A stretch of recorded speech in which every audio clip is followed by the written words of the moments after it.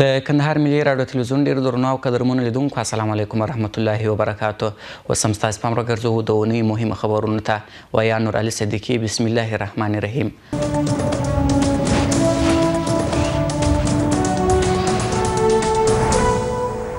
د میانشین اوسیدونکي په ولسوالۍ کې د امنیتي ځواکونو شمیر زیات سي. د کندهار د میانشین ولسوالۍ ولسي مشرانو د کندهار ولایت مقام د مرستیال عبدالحنان منیب سره په یوه لیدنه کې په دغه ولسوالۍ کې د افغان ځواکونو د شمیر د زیاتېدو غوښتنه وکړه. هغوی همداراز د روغتیا، پوهنې او امنیت په برخه کې هم خپلې ستونزې د ولایت مقام د مرستیال سره شریکې کړې چې د ولایت مقام د مرستیال لوري ورته د حال ډاډ ورکول سو. د شنبې په ورځ د کندهار د میانشین ولسوالۍ په لسګونو ولسي مشرانو د ولایت مقام د مرستیال عبدالحنان منیب سره په لیدنه کې ویل چې وسلوال مخالفین غواړي میانشین ناامنه کړي او اوسیدونکي یې وځوروي. ولسي مشرانو ویل چې د یادې ستونزې د هوارېدو لپاره باید حکومت په دغه ولسوالۍ کې د امنیتي ځواکونو شمیر زیات کړي. هغوی همداراز د ولایت مقام د مرستیال څخه غوښتنه وکړه چې ولایتي اداره دې په میانشین ولسوالۍ کې د پوهنې د بهیر د پرمختګ لپاره د ښوونځیو تعمیرونه جوړ کړي او د خلکو د روغتیايي ستونزو د حل په موخه دې روغتیايي خدمات پراخ کړي. د میانشین اوسیدونکو ویل اوس مهال په ټولو ولسوالۍ کې یو روغتیايي کلینیک فعال دی چې د خلکو ستونزې نشي هوارولی. وروسته د کندهار ولایت مقام مرستیال عبدالحنان منیب د میانشین ولسوالۍ مشرانو ته ډاډ ورکړ چې ستونزې به یې هوارې کړي. ښاغلي منیب همداراز د میانشین ولسوالۍ د اوسیدونکو څخه غوښتنه وکړه چې د خپل حکومت ملاتړ او د افغان ملي امنیتي او دفاعي ځواکونو سره همکاري وکړي. د ولایت مقام مرستیال همداراز د ولسي مشرانو څخه غوښتنه وکړه چې خپل منځي اختلافات له منځه یوسي او په خپلو کې سره یوسي. هغه ویل دښمن اوس هڅه کوي چې د ولسونو ترمنځ جلاوالی راولي او د دې لارې خپلو شومو اهدافو ته ځان ورسوي. د دغه لیدنې په وروستیو کې د میانشین ولسوالۍ مشرانو د ولایت مقام مرستیال ته ډاډ ورکړ چې د خپل حکومت ملاتړ او د افغان ملي امنیتي او دفاعي ځواکونو سره به همکاري کوي.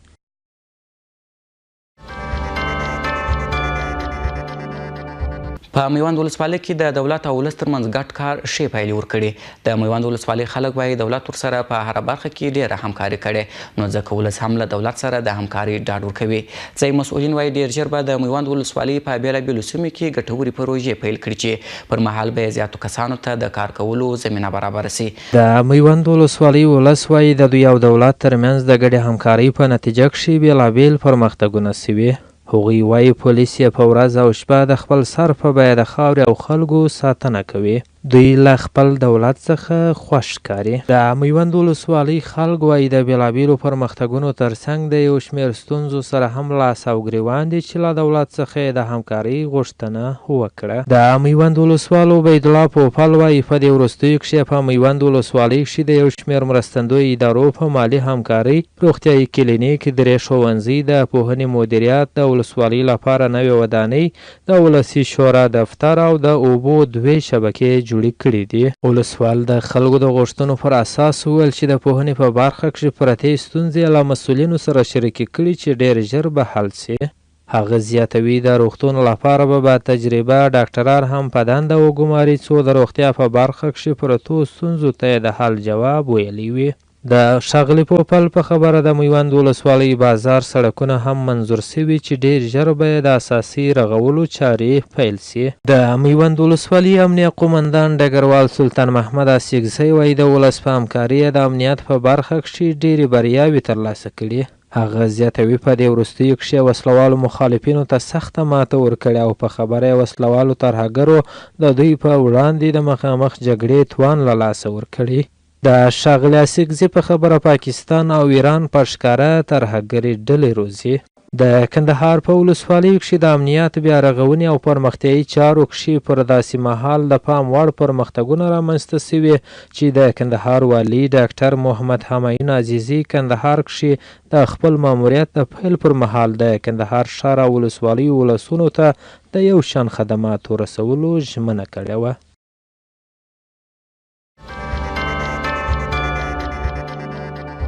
د یکشنبې د ورځې مهم خبرونه دي.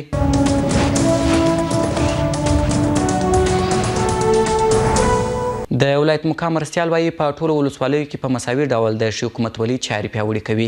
د کندهار مرستیال والي عبدالحنان منیب چې د ولسوالیو د سفرونو په ترڅ کې ډنډ ولسوالۍ ته تللی، هلته یې د ځایي اوسیدونکو د ستونزو د اورېدو وروسته ډاډ څرګند کړ چې ټولو ولسوالیو ته په مساوي توګه د ښې حکومتولۍ چارې غځوي. د هغه سره چې په دې سفر کې د یو شمېر سکتوري ادارو مسؤلینو او استازو هم ملتیا کول، پر کروندګرو اصلاح شوي تخمونه او د کرهڼې په برخه کې استعمالیدونکي ماشینري هم وویشل سول. د ولایت مقام سرپرست مرستیال ولسوالیو ته د خپلو کاري سفرونو په لړ کې دا ځلې ډنډ ولسوالۍ ته د ځینو سکتوري مسؤلینو او استازو سره یو ځای سفر وکړ. د دې سفر پر مهال د ډنډ ولسوالۍ قومي مشرانو او ځوانانو د خپلو خبرو پر مهال په دې ولسوالۍ کې د سړکونو او پلونو د جوړېدو سربیره د ولسوالۍ په کچه د لوی جامع جومات او یوه بشپړ روغتون د جوړېدو غوښتنه وکړه. د ډنډ ولسوالۍ اوسېدونکو زیاته کړه چې ولایتي اداره باید په دغه ولسوالۍ کې د زراعت میکانیزه کېدو، پرمختیایي پروژو، د کلیو په سطحه د روغتیایي مرکزونو جوړېدو او پوهنیز بهیر ته ځانګړې پاملرنه وکړي. د دې سفر پر مهال د ولایتي شورا غړي عطاالله ته د خلکو د ستونزو او غوښتنو په تایید وویل چې په ډنډ ولسوالۍ کې امنیت ډاډمن دی او باید اوسېدونکي په هره برخه کې د خدمات څخه برخمن سي. د ځینو سکتوري ادارو مسؤلین او استازي چې د خلکو د ستونزو او غوښتنو د اورېدو په موخه ډنډ ولسوالۍ ته تللي وه، په یاد ولسوالۍ کې د خپلو ادارو اړوند روان او راتلونکو پلانونو په اړه معلومات وړاندې کړه. هغوی د ډنډ ولسوالۍ لپاره خپل زراعتي، روغتیایي او ښوونیز پلانونه په دې ډول بیان کړه. تر دې وروسته د ولایت مقام سرپرست مرستیال عبدالحنان منیب وویل ولایتي اداره د ډنډ ولسوالۍ لپاره په هره برخه کې ځانګړي پلانونه او پروژې تر لاس لاندې لري. د ښاغلي منیب په وینا چې ولایتي اداره پر خپلو تیرو کړو وعدو ولاړه ده، ولې هر څه ځکه ژر امکان نه لري چې د کندهار او مرکز په کچه یې قانوني پړاوونه وخت په بر کې نیسي. د ولایت مقام سرپرست مرستیال زیاتوي چې ولسوالۍ ته سفرونه نمایشي نه، بلکې د ولسوالۍ د اوسېدونکو څخه د نږدې ځان خبرول، ستونزو او غوښتنو ته حل لار پیدا کول دي. سرپرست مرستیال عبدالحنان منیب وایي د خلکو غوښتنې زیاتې او امکانات محدود دي، خو دوی کوشش کوي چې په ټولو ولسوالیو کې حکومتولي نوره هم پیاوړې کړي. د دې نوي چې په دې سفر کې د ډنډ ولسوالۍ پر 150 کورنیو باندې د اقتصادي پیاوړتیا په موخه ځینې اصلاح شوي تخمونه او لومړني زراعتي سامانات هم وویشل سوه چې اقتصادي ستونزې یې درلودلې.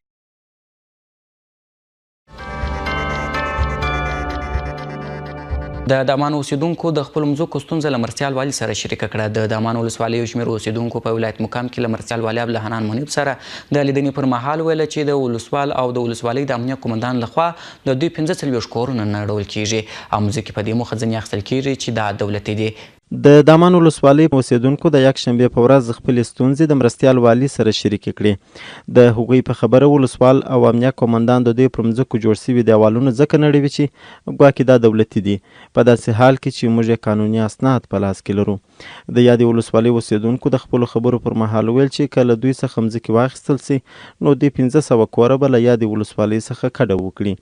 دغه راز په یاده لیدنه کې د ولایت مقام سرپرست مرستیال عبدالحنان منیب وویل چې ولایتي اداره به یو کمیسیون جوړ کړي چې په هغه کې به ولایتي شورا، ولایت مقام، کندهار ښاروالۍ او اراضي ریاست شامل وي، تر څو ساحه له نږدې وګوري او حقدار ته ورسوي. د ښاغلي منیب په خبره چې دغه کمیسیون به ولسوالۍ ته ولاړ سي، د دوی اسناد به له مځکو سره تطبیق او تثبیت کړي او وروستی نظر به ولایت مقام ته وړاندې کړي. هغه زیاته کړه که دا خصوصي مځکې وي نو هیڅ ستونزه نه لري او که دولتي مځکې ثابت سوې نو دوی ته به په اجاره ورکول سي، تر څو له یوې خوا یې دولت ته عاید راسي او له بلې خوا د غصب څخه خلاص سي.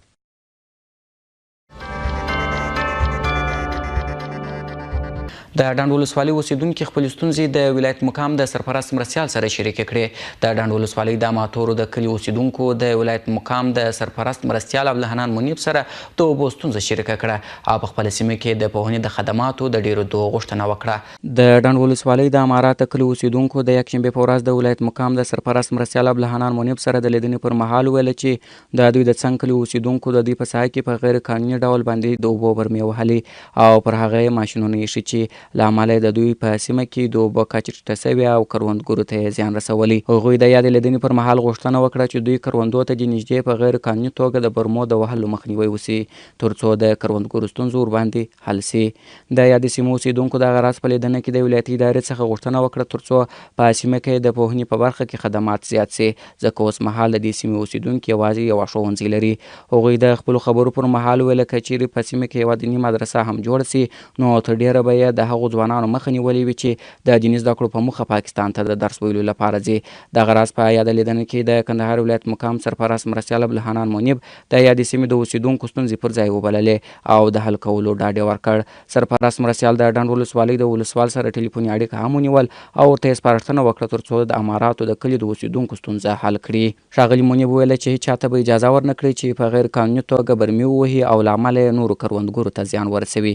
ښاغلي منیب دغه راز وویل چې ولایتي اداره په ټول توان هڅه کوي چې د کندهار د ټولو سیمو اوسیدونکو ته د پوهنې خدمات ورسوي ترڅو راتلونکي نسلونه یې د علم په ګاڼه سمبال سي. هغه د یادې سیمو اوسیدونکو ته وویل چې د محلي صنفونو رسمي وړاندیز دې وکړي څو د GFI پروګرام له لارې یې جوړ کړي او ډاډ یې ورکړ چې سږ کال به په ډنډ ولسوالۍ کې دوې دیني مدرسې هم جوړې کړي.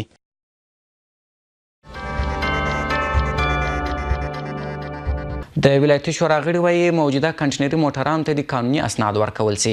د کندهار ولایتي شورا غړو د یکشنبې په نوبتي غونډه کې ویل چې په افغانستان کې موجوده کنټینري موټرانو ته باید قانوني اسناد ورکول سي او په بندرونو کې د نورو د راوړلو مخه ونیول سي. د شورا په نوبتي غونډه کې د یادې موضوع ترڅنګ د کډوالو او د پوهنې په برخه کې د ستونزو پر حل او د ډوډۍ د وزن پر کمښت هم خبرې وسوې.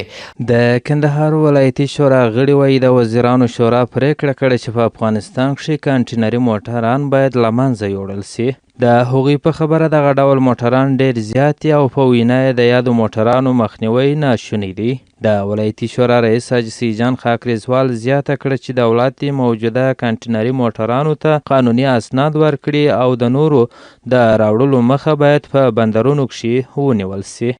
ښاغلي خاکریزوال وایي بله موضوع چې په شورا کښې ورباندې بحث وسو د پوهنې اړوند وه. هغه زیاته کړه دوی په نږدې راتلونکي کښې به د پوهنې ریاست او اړوند ښوونځیو ته هیات ولېږي او هلته به هغه کسان ولایتي ادارې ته په ګوته کړي چې کارونه نه کوي او د پوهنې په وړاندې خنډ ګرځي. د شورا رئیس وایي نانوایان د ډوډۍ وزن ته پاملرنه نه کوي چې اړوند مسؤلین باید مخه ونیسي. هغه د ښاروالۍ له مسؤلینو وغوښتل چې دغه ډول نانوایان باید جریمه کړي. ولایتي شورا غړي وایي هغه کډوال چې له ګاونډیو هیوادونو څخه کندهار ته راځي وړاندې به د کورنۍ سره 400 امریکایي ډالره مرسته کېدل خو اوس یوازې ورته 200 امریکایي ډالره ورکوي. هغوی زیاتوي راتلونکي نوبتي غونډې ته به اړوند مسؤلین د دغه ستونزې د حل په موخه وغواړي.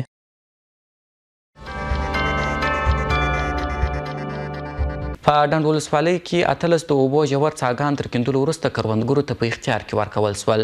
د یکشنبې په ورځ د ډنډ ولسوالۍ د روراباد سیمه کې د کندهار امنیه قومندان لوی پاسوال عبدالرزاق په شخصي لګښت جوړ شوي 18 د اوبو ژور څاګان د کروندګرو په اختیار کې ورکول سول. پر همدې مهال د دغو څاګانو استعمالوونکو د کندهار امنیه قومندان دغه کار وستایه او په وینا چې د دې څاګانو په مرسته به د ځمکو په حاصلاتو کې د پام وړ ډیروالی راسي او د اوبو د نشتون ستونزه به په بشپړه توګه حل سي. د کندهار ډنډ ولسوالۍ په روراباد سیمه کې د یکشنبې په ورځ هغه 18 د اوبو ژور څاګان ګټې اخیستنې ته وسپارل سوه چې د کندهار امنیه قومندان لوی پاسوال عبدالرزاق په شخصي لګښت د یادې سیمې د زراعتي پیداوارو د ودې په موخه کیندل سوي دي.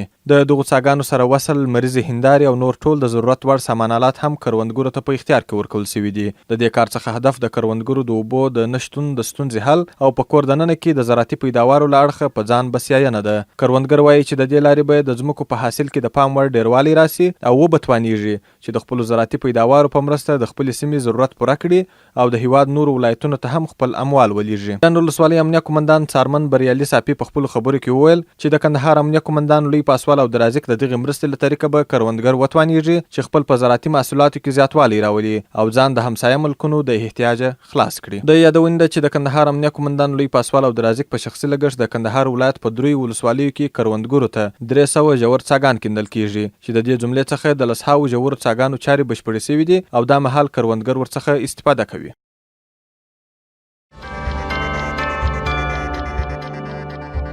د دوشنبې د ورځې مهم خبرونه مو دي.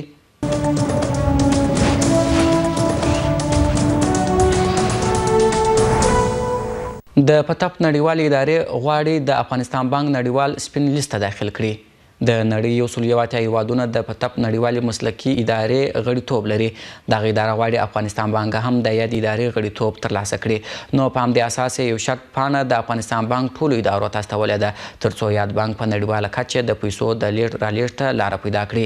په همدې موخه د سه شنبې په ورځ د ولایت مقام د سرپرست مرستیال عبدالحنان منیب د ټولو داخلي ادارو سره د معلوماتو شریکولو په موخه غونډه رابللې وه او پر مهال یې اړوند مسؤلینو ته د هر راز همکاري کولو ډاډ ورکړ. د پتپ نړیواله خپلواکه اداره چې د ملګرو ملتونو نړیوال سازمان یوه اداره ده او د نړۍ 180 هیوادونه یې غړیتوب لري، غواړي په نږدې راتلونکي کې یې استازي افغانستان ته سفر وکړي ترڅو افغانستان بانک ته په نړیواله سطحه د پیسو د لیږد رالېږد لپاره په سپین لیست کې قانوني غړیتوب ورکړي. په همدې موخه د ولایت مقام سرپرست مرستیال عبدالحنان منیب په مشرۍ جوړه سوې غونډه کې د افغانستان بانک، ګمرک، تجارت و صنایع، سوداګرۍ خونې او صرافانو اتحادیې رئیسانو او د درېیمې سرحدي لواء قومندان هم برخه اخیستې وه. غونډې ته د پیل په وینا کې د افغانستان بانک رئیس محمد نعیم اکبري وویل چې افغانستان بانک اوس مهال د پتف ادارې په پولادي لیست کې قرار لري او په وینا یې چې د یادې ادارې د سپین لیست غړیتوب لاسته راوړلو لپاره باید د هغوی رالېږل سوې شرط پاڼه چې پکښې د پیسو د لیږد رالېږد لپاره شرایط ټاکل سوي ورته پوره کړل سي.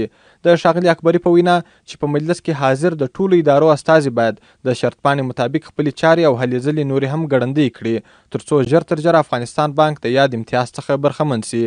پر همدې مهال د ولایت مقام سرپرست مرستیال عبدالحنان منیب هم د مجلس ټولو برخوالو ته سپارښتنه وکړه ترڅو خپلې ټولې مالي چارې د پتف ادارې د شرایطو اړوند ورته جوړې کړي. د ښاغلي منیب په وینا د دې لارې به توانېدلي یو چې زموږ ټول خصوصي او تجارتي بانکونه د افغانستان بانک له طریقه په نړیواله سطحه راکړه ورکړه ترسره کړي. په غونډه کې د ګډونوالو له لوري هم پر یاده موضوع هر اړخیز بحث وسو او په پای کې ټولو ګډونوالو سرپرست مرستیال ته ډاډ ورکړ چې د خپله اړخه به پوره همکاري کوي ترڅو د افغانستان بانک لپاره د یادې ادارې غړیتوب ترلاسه کړي. د هوایي ډګر د پیښې د قربانیانو له کورنیو سره یو ځل بیا نقدي مرسته وسوه.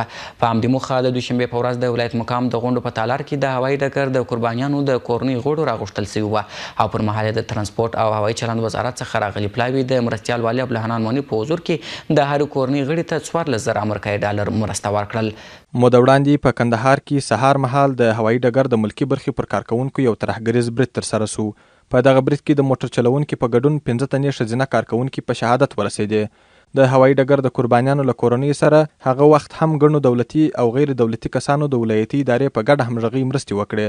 د دوشنبې پر ورځ د دغو شهیدانو له کورنیو سره د بیا ځلې لپاره د افغانستان د ترانسپورټ او هوایي چلند وزارت د کندهار د ولایتي ادارې په غوښتنه د هرې کورنۍ سره 14,000 امریکایي ډالره مرسته وکړه. د دغې مرستې پر مهال د ولایت مقام مرستیال عبدالحنان منیب د شهیدانو د کورنیو غړو ته د تسلیت ویلو ترڅنګ ډاډ ورکړ چې دولت د دوی او د هیواد د ټولو شهیدانو خدمتونه نه هیروي او هر کله به یې لاسنیوی کوي. هغه همداراز وویل په دغه ډول پیښو ترهګر خپله کمزوري معلوموي او دا ډول پیښې د دې څرګندوي کوي چې دوی د مخامخ جګړې توان له لاسه ورکړی. پر همدې مهال د شهیدانو د کورنیو غړو د کندهار د ولایتي ادارې له هغه هڅو څخه مننه وکړه چې له دوی سره د مرستې په موخه کړي. هغوی وویل د کورنۍ غړي د هیواد د خلکو د خدمت په موخه له لاسه ورکړي ولې د هیواد د خدمت روحیه لا هم پیاوړې او حاضر دي چې د خپلې کورنۍ نور غړي هم په خدمت کې بوخت کړي. د سه شنبې د ورځې مهم خبرونه مو دي.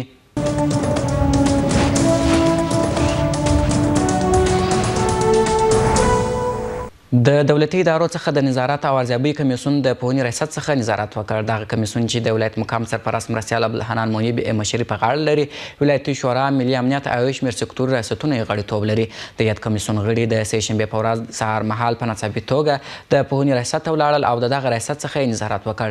د ولایت مقام تر خونړۍ او ترهګریزې پیښې وروسته د دولتي ادارو څخه د نظارت او ارزیابۍ پروسه یو ځل بیا د پوهنې ریاست څخه پیل سوه. د ولایت مقام سرپرست مرستیال عبدالحنان منیب چې د دې کمیسیون مشري په غاړه لري، د سه شنبې په ورځ په ناڅاپي توګه د پوهنې ریاست څخه نظارت او لیدنه وکړه. دوی د پوهنې ریاست د پلانونو او شعبات څخه د لیدنې سره ټول هغه مامورین غیر حاضر معامله کړه چې دندو ته پر وخت نه و حاضر سوي. د دغه کمیسیون مشر او د ولایت مقام سرپرست مرستیال عبدالحنان منیب وایي چې نور به په دوامداره توګه د دولتي ادارو څخه ارزیابي او نظارت کوي. ښاغلي منیب همداراز وویل چې د پوهنې په ریاست کې د 10 تنو په شاوخوا کې هغه مامورین غیر حاضر کړه چې دندو ته نه و حاضر سوي او په دې اړه به ورڅخه رسمي پوښتنه وسي. هغه د خپلو خبرو پر مهال د ټولو کندهاریانو څخه غوښتنه وکړه چې د پوهنې ریاست سره په بېلابېلو برخو کې همکاري وکړي. د ولایت مقام سرپرست مرستیال عبدالحنان منیب همداراز د رسنیو سره په خبرو کول چې د پوهنې په ریاست کې ځینې ستونزې په ګوته کړې او د حل په موخه یې مسؤلینو ته سپارښتنې وکړې. ښاغلي منیب وایي د پوهنې ریاست ځینې ستونزې په مرکزي ادارې پورې هم اړه لري چې د حل لپاره به یې د مرکزي ادارې سره شریکې کړي. په دجنې وي چې د دولتي ادارو څخه د نظارت او ارزیابۍ کمیسیون د پوهنې ریاست د ځینو شعباتو او د شپې لیسې لپاره د ازموینې د پروسې څخه هم لیدنه وکړه او مسؤلینو ته یې د قانوني اجرااتو سپارښتنه وکړه.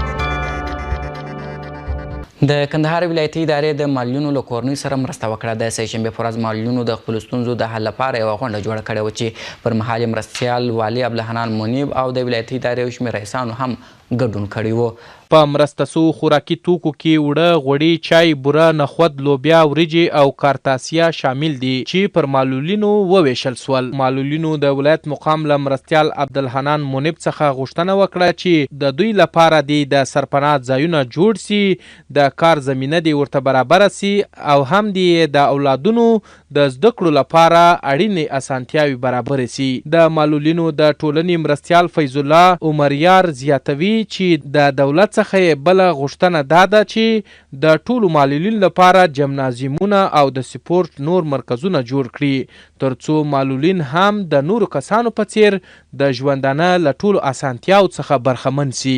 د ولایت مقام مرستیال عبدالحنان منیب ټولو معلولینو ته ډاډ ورکړ او زیاته کړه چې ولایتي اداره به د خپل توان تر حده پورې د نورو وګړو په څیر د معلولینو سره هم مرستې وکړي او هم به یې د کار او روزګار لپاره پلانونه جوړ سي. مرسته اخیستونکې کورنۍ په دې خوشحاله ده چې ولایتي ادارې د خوراکي او غیر خوراکي توکو مرسته ورسره کړې. هغوی زیاتوي چې د ژوند په سختو حالاتو کې ژوند کوي. دوی غوښتنه کوي چې د کار زمینه دې ورته برابره سي او حرفوي مرکزونه دې ورته جوړ سي. د یادونې وړ ده چې معلولینو د ولایت مقام مرستیال عبدالحنان منیب ته د ښه کار کولو او نوې دندې په خاطر د اعزاز بګړۍ ورپه سر کړه او نوموړي ته یې په چارو کې نور بریالیتوبونه هم وغوښتل.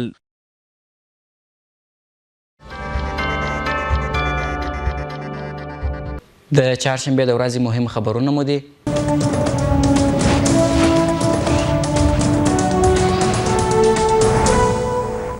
هالند په کندهار کې خلکو ته د کار زمینه برابروي. د چهارشنبې په ورځ د هالند سفیر جوفرن ون لیون کندهار ته راغلی و چې په ولایت مقام کې د مرستیال والي عبدالحنان منیب، امنیه قمندان لوی پاسوال عبدالرزیق، د ولایتي شورا له غړو او یو شمېر رئیسانو سره ولیدل. دا لومړی ځل دی چې د هالند سفیر د خپل ماموریت پر مهال کندهار ته سفر کوي. هغه له دې وړاندې په روزګان او کندوز کې هم د ناټو ځواکونو په چوکاټ کې ماموریت ترسره کړی. کندهار ته د سفر موخه دا ده چې د دې ولایت امنیتي، انکشافي او هر اړخیز حالت له نږدې وویني او په انکشافي برخه کې د دې ولایت غوښتنې واوري. نوموړي زیاته کړه چې هیواد د افغانستان سره 300 میلیونه امریکایي ډالره مرسته کوي چې له دې پیسو څخه د کندهار ستراتیژیک اهمیت او اړتیاوو ته په کتو به یوه اندازه پیسې دلته خلکو ته د کار پیدا کولو په برخه کې ولګوي او د دې ترڅنګ به نور پرمختیايي کارونه هم ترسره سي.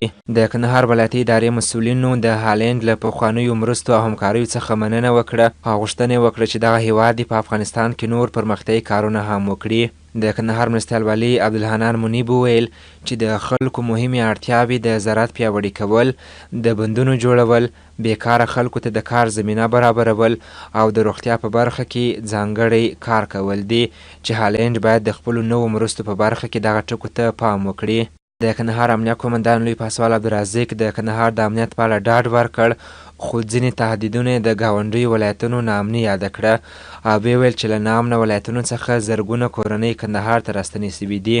امنیه قومندان همدارا زیاته کړه چې د امنیت د تامین لپاره اړینه ده ترڅو خلکو ته د کار زمینه برابره سي او د دې ترڅنګ د بنسټیزو پروژو پلي کول هم مهم دي. کندهار د ولایتي شورا غړي محمد نادر هم د هالند هیواد د سفیر څخه غوښتنه وکړه چې هیواد یې د کندهار سره د پوهنې، زراعت، د اوبو د بندونو او د برېښنا په جوړولو کې مرسته وکړي.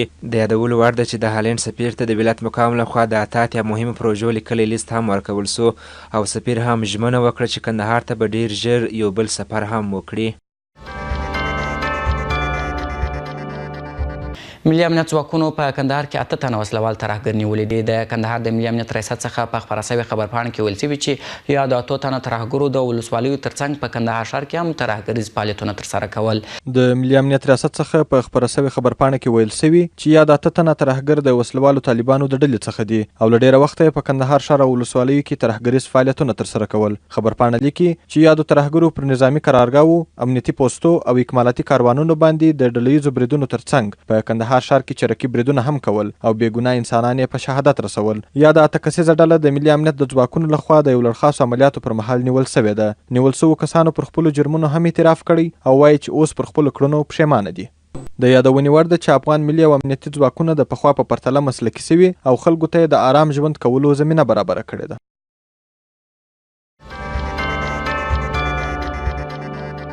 په ډنډ ولسوالۍ کې 3 د اوبو ژور څاګان د کروندګرو په اختیار کې ورکول شول. د چهارشنبې په ورځ د کندهار ډنډ ولسوالۍ اړوند د غلامانو په کلي کې 3 ژور څاګان چې د کندهار امنیه قومندان لوی پاسوال عبدالرزاق په شخصي لګښت جوړ شوي وو د کروندګرو په اختیار کې ورکول شول. کروندګر وایي په یادو ژورو څاګانو سره به یې زراعت نور هم پرمختګ وکړي. د کندهار د ډنډ ولسوالۍ په د غلامانو کلي کې د چهارشنبې په ورځ هغه 3 د اوبو ژور څاګان ګټې اخیستنې ته وسپارل شول چې د کندهار امنیه قومندان لوی پاسوال عبدالرزاق په شخصي لګښت د یادې سیمې د زراعتي پیداوار د ودې په موخه کیندل شوي دي. د دغو څاګانو سره وصل مریضې هندارې او نور ټول د ضرورت وړ سامان آلات هم کروندګرو ته په اختیار کې ورکول شوي دي. پر همدې مهال د دغو څاګانو استعمالونکو د کندهار امنیه قومندان دغه کار وستایه او په وینا چې د دې څاګانو په مرسته به د ځمکو په حاصلاتو کې د پام وړ ډیروالی راسي او د اوبو د نشتون ستونزه به یې په بشپړه توګه حل سي. کروندګر وایي چې د دې لارې به یې د ځمکو په حاصل کې د پام وړ ډیروالی راسي او وبه توانیږي چې د خپلو زراعتي پیداوارو په مرسته د خپلې سیمې ضرورت پوره کړي او د هیواد نورو ولایتونو ته هم خپل محصولات ولیږي. د یادونې وړ ده چې د کندهار امنیه قومندان لوی پاسوال عبدالرزاق په شخصي لګښت د کندهار ولایت په 3 ولسوالیو کې کروندګرو ته 300 ژور څاګان کیندل کیږي چې د دې جملې څخه د کندهار په ډنډ ولسوالۍ کې د 52 ژورو څاګانو چارې بشپړې شوې دي او دا مهال کروندګرو څخه استفاده کوي.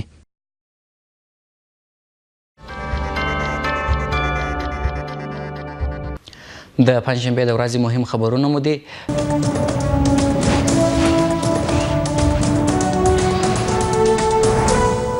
د ولایتي ادارې مسؤلین وایي چې مخابراتي شبکې باید د کندهار ټولو ولسوالیو ته پوښښ لاندې راولي.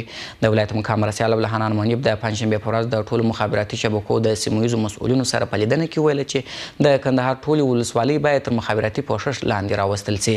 په دغه لیدنه کې د ولایت مقام مرستیال او د ولایتي شورا غړي د مخابراتي شبکو د لوړو بیو په تړاو د کندهار ښاریانو شکایتونه او غوښتنې هم د مخابراتي شبکو له مسؤلینو سره شریکې کړې.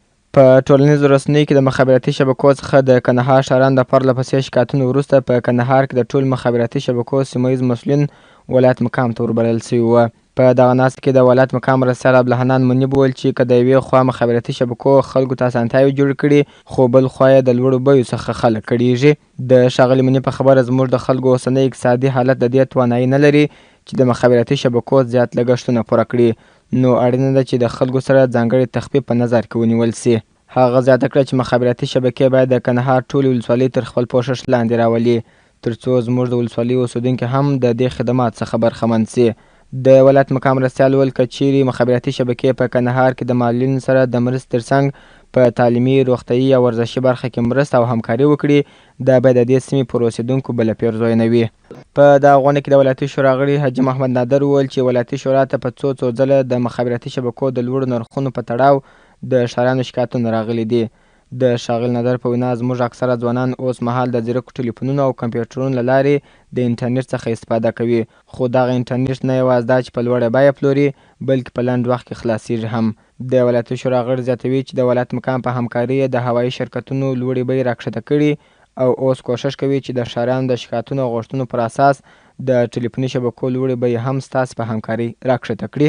د اطلاعات او کلتور رئیس پوهیالي حضرت ولي هوتک بیا په دې ناسته کې د مخابراتي شبکو د ولایتي مسؤلینو غوښتل چې د نورو ولایتونو په څېر دوی هم د تاریخي او مقدس اماکنو په رغولو او د ناچاپه اثارو په چاپولو کې ورسره مالي مرسته وکړي. د کندهار د مخابراتو او معلوماتي ټکنالوژي رئیس بیا وویل چې ریګستان او نیش هغه ولسوالۍ دي چې دا مهال هیڅ نوع مخابراتي خدمات نه لري. هغه د دې ترڅنګ زیاته کړه چې مخابراتي شبکې باید د غیر راجستر سیم کارټونو مخه ونیسي او د خپلو انتنونو د نصب پر مهال دوی په جریان کې واچوي. په غونډه کې د ټولو مخابراتي شبکو ولایتي مسؤلین وویل د دوی شبکې د کندهار لپاره خاص وړاندیزونه لري او کوشش به وکړي چې دغه وړاندیزونه نور هم زیات او دوامداره کړي. د دوی په وینا د ښاریانو ټول شکایتونه او د ولایتي ادارې غوښتنې به تر خپلو مرکزي ادارو پورې ورسوي تر څو هغوی په دې اړه اقدامات وکړي. کندهار ته د 310,000 تدریسي کتابونه راورسېدل. د پوهنې ریاست مسؤلینو د یاد درسي کتابونو د رارسېدو پر مهال رسنیو ته په خبرو کې ویل چې په دې کتابونو سره باید د ابتدایي ټولګي د زده کوونکو تدریسي کتابونو ستونزه حل سي. دغه 310,000 جلده کتابونه د اول ټولګي څخه تر شپږم ټولګي پورې چې د ښوونځي پر زده کوونکو به وویشل سي. د کندهار د پوهنې ریاست مسؤلین وایي چې د کتابونو د رارسېدو سره سم د ټولو ابتدایي ښوونځیو د زده کوونکو د کتابونو د کمښت ستونزه حل سوه. د پوهنې رئیس محب الله قادري رسنیو ته په خبرو کې وویل چې د تیرو 4 کلونو راهیسې په ښوونځیو کې زده کوونکي د کتابونو له کمښت سره مخ وه چې د یادو کتابونو په رارسېدو سره به یې ستونزه تر ډیره پورې حل سي. نوموړي زیاته کړه چې یاد 310,000 جلده درسي کتابونه د اول څخه تر شپږم ټولګي پورې دي چې ډیر ژر به یې پر زده کوونکو وویشي. ښاغلي قادري زیاتوي چې د 1 څخه تر 9م ټولګي پورې لا هم زده کوونکي کتابونه نه لري او دوی په دې تمه دي چې د 1 څخه تر 9م ټولګي پورې د تدریسي کتابونو ستونزه هم حل کړي. یادونې وړ ده چې د کابل څخه کندهار پورې ټول کتابونه د ملي اردو په نظامی موټرانو کې را رسول سوي چې په راتلونکي اونۍ کې به پر زده کوونکو وویشل سي. د کندهار ملي راډیو تلویزیون ډیرو درنو او قدرمنو لیدونکو د دې اونۍ مهم خبرونه مو پر همدې ځای پای ته رسېږي. د ملتیا مننه کوم. پاته وخت مو نیکمرغه.